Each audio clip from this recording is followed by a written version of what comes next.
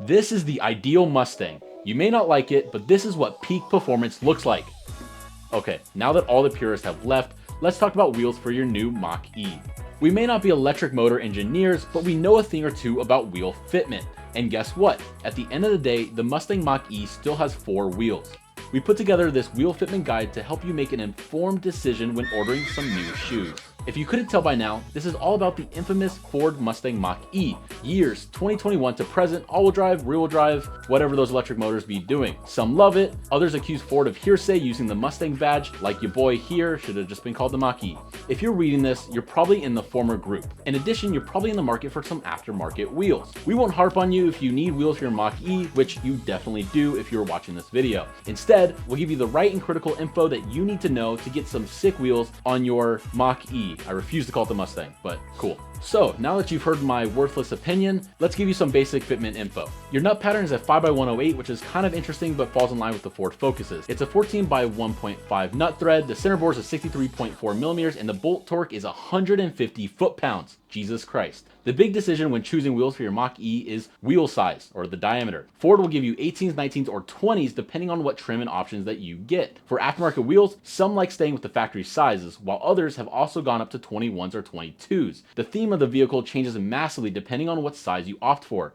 Do you want to have more sport and utility vehicle look, or do you want that more opulent and luxury feel and look? We'll see examples of both. Luckily, width and offset are a bit more formulaic. The go-to width is about 8.5, but an 8 to 9 also works. The offset on all factory wheels is a 47.5, and aftermarket wheels normally will be between 35 and 45, only slightly more aggressive than stock. These specs are with square sidewalls, unstretched tire will give you flush or near flush fitment. Considering these vehicles are relatively new, there haven't been a whole lot of builds that push the boundaries. For example, you won't find them on low offset wheels, adjustable camber arms, and wide body kits. There isn't a ton of aftermarket support yet, because you know what's going to happen, it's got that Mustang badge. So, aesthetics aside, your wheel choice will dramatically affect the range. Things like wheel and tire width, tire rolling resistance, and sprung weight all play a serious role, but nothing kills range like larger diameter wheels. As long as you stay within the factory sizes 18 to 20s, you won't lose out too much. However, you could lose up to 10% by going to 20s or even 22-inch wheels. Keep this in mind before throwing on huge wheels with them rubber bands. Let's talk about the Mach-E suspension. The ground clearance for the standard models is about 5.7 inches, relatively close to the size of the iPhone.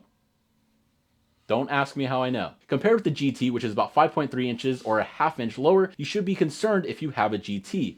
Okay, not really. Rubbing isn't a huge issue on these cars, at least on the stock suspension. If you copy the specs that you see in this video, you likely have zero issues as they are pretty conservative. Currently, there aren't a whole lot of aftermarket suspension options. For a minimal drop of about an inch, you could check out H&R or Eibach lowering springs. KW recently launched their first coilover kit for this platform. KW V3 coils will give you about a 2-inch drop. The problem with going lower than this is that you'll run into the factory bump stops. Reduced ground clearance also runs the risk of scraping and potentially damaging the battery.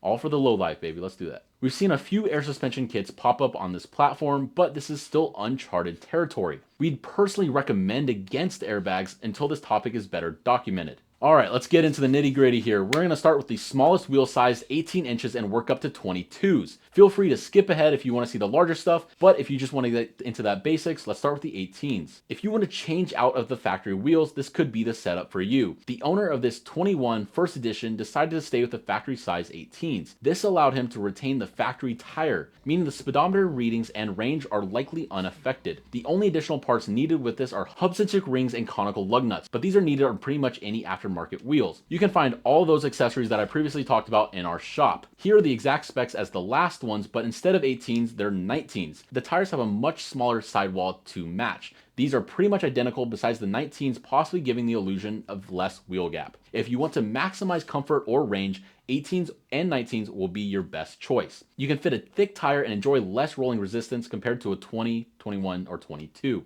These specs will poke out about 3/4 of an inch more than stock. The fitment is good, but maybe a 1/4 to half inch shy of flush. Even with GT models, rubbing won't be an issue. It is an SUV after all. If you search for aftermarket wheels for these cars, you'll find that almost everyone orders them in black or gray. It's nice to see some contrast with wheels and also painted calipers, but this car has a lot more going on than just the color scheme. It's our first example that's lowered on coilovers nonetheless. The combination of wider wheels and tires gives it a perfectly flush fitment. Here's a good look at the fit. If you want an original look, air disc covers from Rotiform are about as unique as it gets. The design underneath is nothing out of the ordinary, a DTM style. This is also possible with the LASRs, the BUCMs, and the RSE models. Adding turbofans, however, is one way to make a statement that makes you stand out. The specs are very similar to the last. While this isn't on coils, it is a GT model, meaning it is a bit lower, and if you like the DTM wheels without the cover, here's what a full set looks like. Okay, we're skipping from the 20s to 22s. Reason being, 21s are kind of an oddball size. 20-inch wheels are generally preferred over these, since the difference in range isn't significant and it's not a priority here anyway. Plus, the tires are a lot more affordable with the even number. Really want 21s? We still got lots of options to choose from on our site. 10,000 plus options for the 21s in a 5x1/8 bolt pattern, and hundreds of 21-inch tires also listed there as well. Alright, the 22-inch wheels. At well over $1,000 per wheel, these BBS CHR2s are in a baller territory. Sure, you could get something cheap with the same specs, it would look good, but it wouldn't have the same flex factor, which you're going to need when you're rolling up in your Mach-E. These are more aggressive than anything we've seen thus far, a 9.5 plus 37 offset. If you copy these specs, plan on having a little bit of a poke, maybe a 1/4 of an inch, and a 255 or 245 wide tire would make this flush. Even with this being a GT model, there's still zero rubbing. Like we said, rubbing isn't really a concern with stock suspension, and remember, it's an SUV. You shouldn't be rubbing. Here's another thing, a set of 22-inch wheels, but on 2023 Premium instead of a GT. Same size, same width, and even tire, but the offset is slightly higher. This more or less eliminates the slight poke seen in the previous example. The owner also reports zero rubbing even with 5 adults in the car. That's a lot nowadays, that's like another 1,000 pounds. The overall diameter of this wheel and tire combo is about 2.4% larger than stock. This makes it fill out the wheel wells and eliminate some of the gap. However, as we discussed previously, it comes with the cost of your range. Imagine buying an electric car and getting like 100 miles of range. It happens. So yeah, like we said toward the beginning, these crossovers can either be on the sporty end with 20 to 22-inch wheels, slim tires, and possibly lowered, or the utility vehicle side of things, with thick sidewall tires to absorb rough roads. Plus, you're gonna probably get some additional range. The most popular options seem to be dead in the middle of 20s. This is still factory size after all. The range, not great, but also not terrible. If your Mach-E came with 18s or 19s, expect to lose a bit, but nothing major. As far as width and offset, you really can't go wrong. Copy what you see in this video, and there's almost zero chance of you having any rubbing issues. As factory warranties start to expire, we predict that people will start experimenting more with this platform. Lowering, aero, more aggressive wheels, etc. will probably be a staple of this platform, and we're excited to see it. If you have a Mach-E with some aftermarket wheels, or any EV, or actually any car at all, or truck, feel free to add it to our vehicle gallery. Don't screw up your fitment. Browse hundreds of cars in our vehicle gallery, get inspired, and get it right on that first try. Post your own ride as well to help others,